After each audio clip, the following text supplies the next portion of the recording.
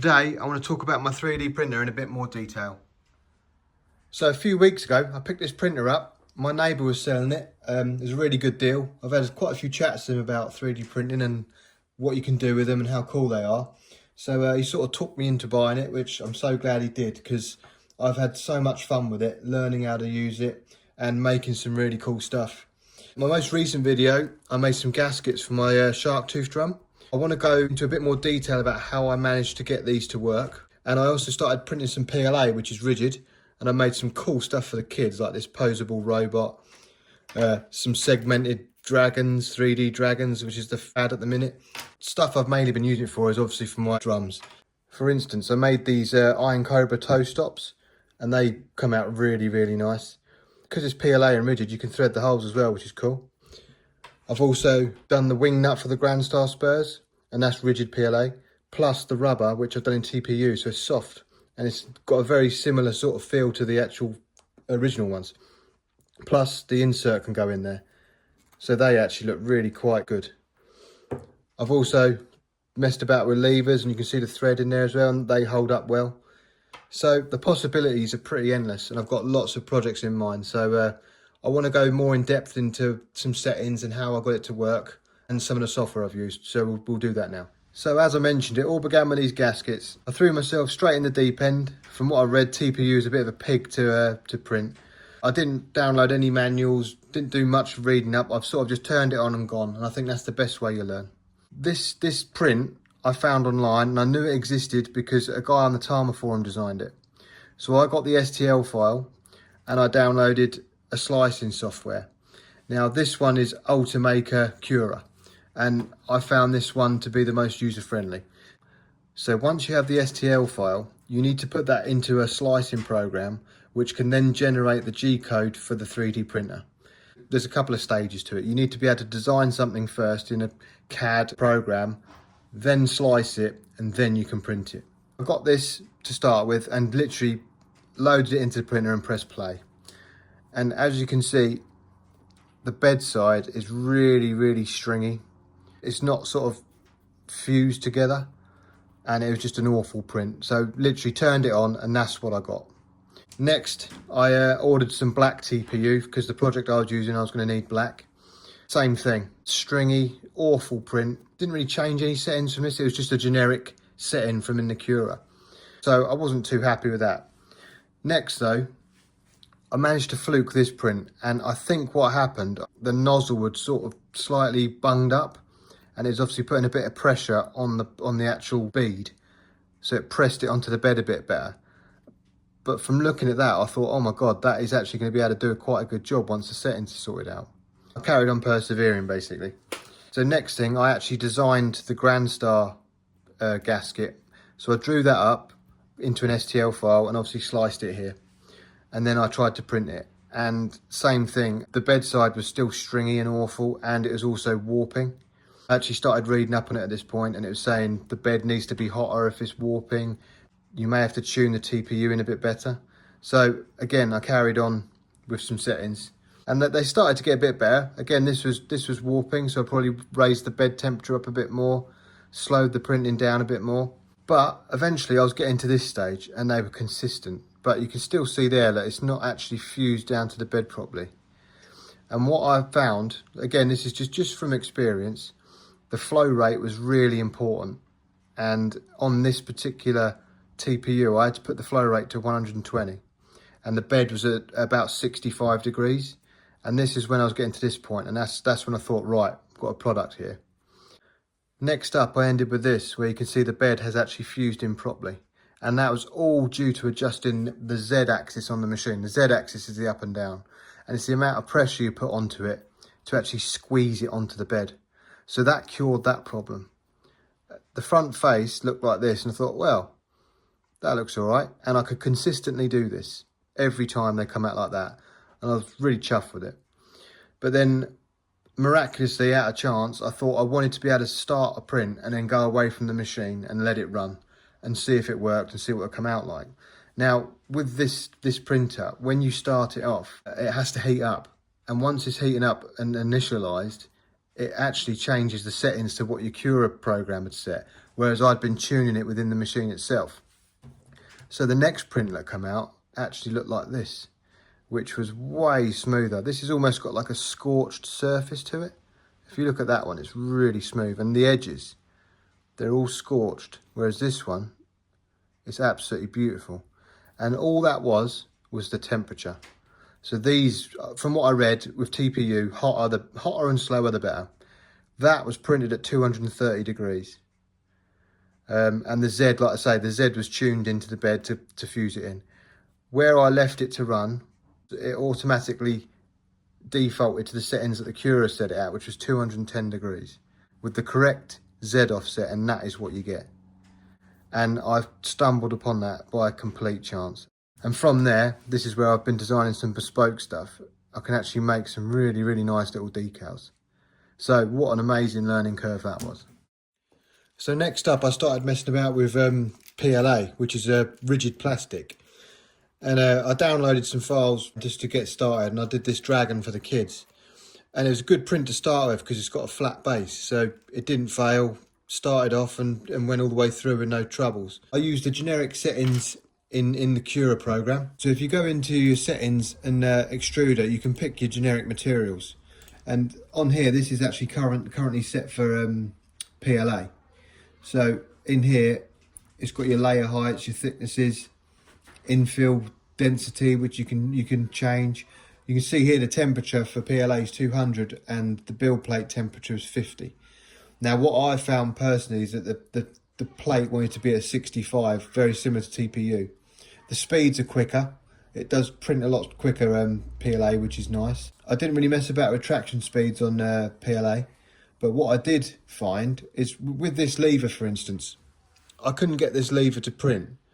And I couldn't understand why, but it is a funny shape, and I printed it so it'd start on this base plate.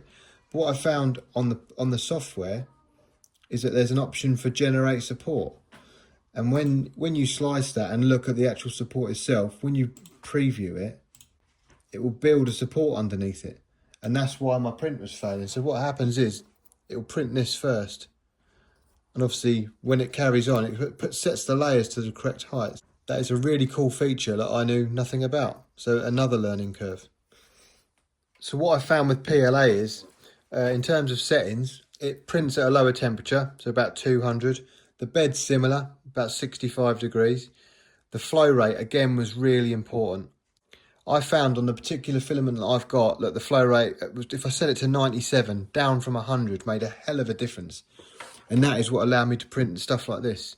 I tried no end of times to get it to work and the prints would all fail. But once I messed with the flow rate, I could then do bits like this, which got quite intricate parts. And obviously generating the support like I did on this. And that allowed me to get stuff like this to work, which my son was very happy about. So what I'd like to demonstrate now, I make these memory locks from stainless steel. There's a lot of work in these. You have to cut them from solid bar. You have to machine them. You have to drill them. You know, they're really, really expensive to make.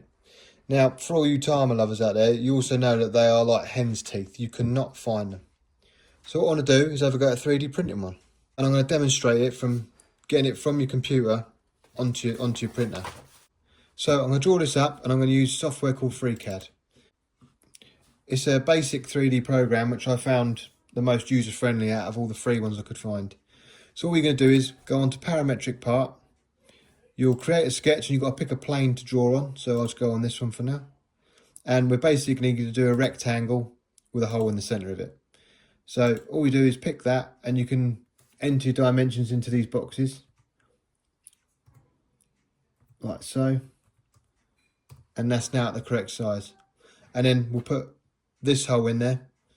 So go to circle and then enter the dimension at, which is 11.5. So there is our sketch on that plane, and all we need to do is extrude it. But on this program it's called pad, and again that needs to be 11.5. And there you have the basic shape for it.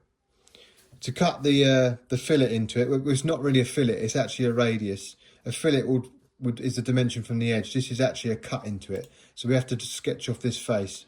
So create sketch again, and then draw our circle. So we'll put a dimension on there, which is 10.96 times 2. And then we're going to do another cut just to clear the edge of the box. So we'd put a dimension on there just to define it as 30. And then close that sketch, and we can pocket it and then choose to go through all. And there's our shape. Next thing, we just need to put this hole in. Now, it's an M5 and it's plastic, so I'm going to change this hole size to 4mm. So again, sketch on this face, create sketch, and we're going to put a hole in there. I want it on that face, and we're going to put a dimension in there so it's in the middle, which is 11.5 divided by 2. And that's it. We can close that and then use the hole feature. And we want it to be 4mm diameter, and it's not going to go all the way through, so I'll put 5mm. And there we have our memory lock. So now we need to export it. So we'll highlight it, go to File, Export, and save it as an STL mesh. And we'll call it memory lock. Save. And that's our shape done. So now we've got our STL file, we need to bring it into Ultimaker Cura to slice it. And that will then generate the G code to put it into the printer. So in here, I'll go to Settings, Extruder, Material, Generic, PLA. And I'll just have a quick look through here. So wall thickness is okay, this is all good, infill density. I'm going to change the bed to 65. I find that works best. Print speeds are all okay. And generate support, it probably won't need them. But let's drag the memory lock in and have a look. So we drag that into there. First thing I'm going to do is rotate it so this face is on the plate. So you highlight it, click rotate, and we'll rotate it in that plane. Next thing is just literally to slice it. And I'll take the SD card out of the printer, put it in here. Then we can slice it and then save it to removable. So it's now on the SD card. I'm going to eject that. Then put it into the printer. So it's now designed, sliced, and we should be able to print it. So we'll turn the printer on.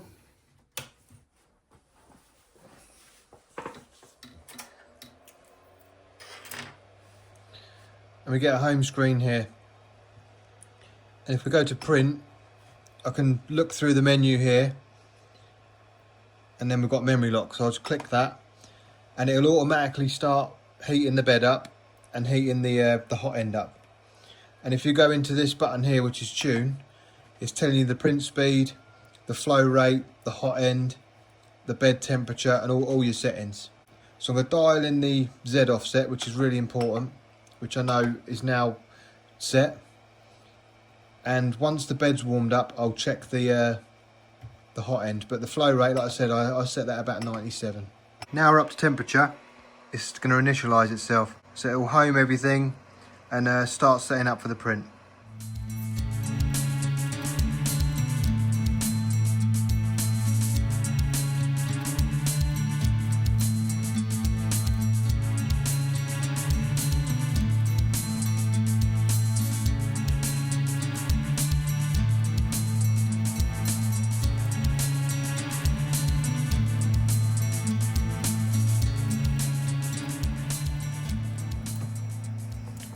And there we have our memory lock.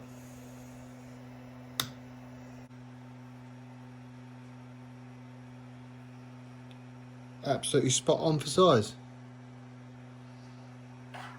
So within 20 minutes we've gone from drawing to reality. So I'll just tap this hole out now, M5.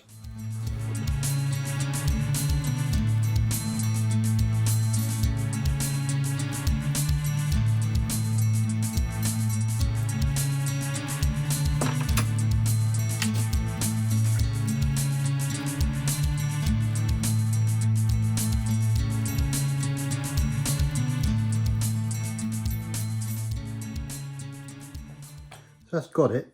I mean, you don't have to really clamp them up. You know, it's only just to locate the tom. And when you put your MTB50 on it,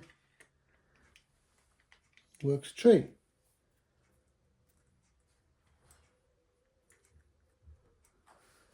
Now, I'm not suggesting they're stronger than the stainless steel ones by any means, but if you're on tour or something, what's stopping you 3D printing one of them and putting a couple in your stick bag? Same as with the levers, they might get you out of trouble. So in conclusion, in terms of durability, the threads on this seem absolutely fine. I gigged these at the weekend and they behaved really, really well. Obviously they're going up against kick plates, but there's absolutely no damage to the TPU whatsoever. They set up nicely and I'd have no problem using them at all. So they're a definite win, they are. The toe plate.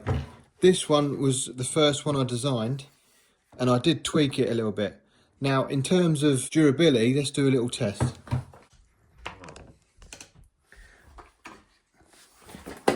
I mean, I never ever play with shoes, but let's see what happens here.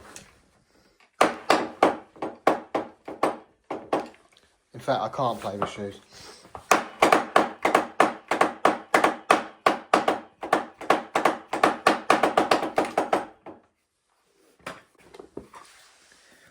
I mean, yeah, it's gone a little bit out of line, but it's not snapped.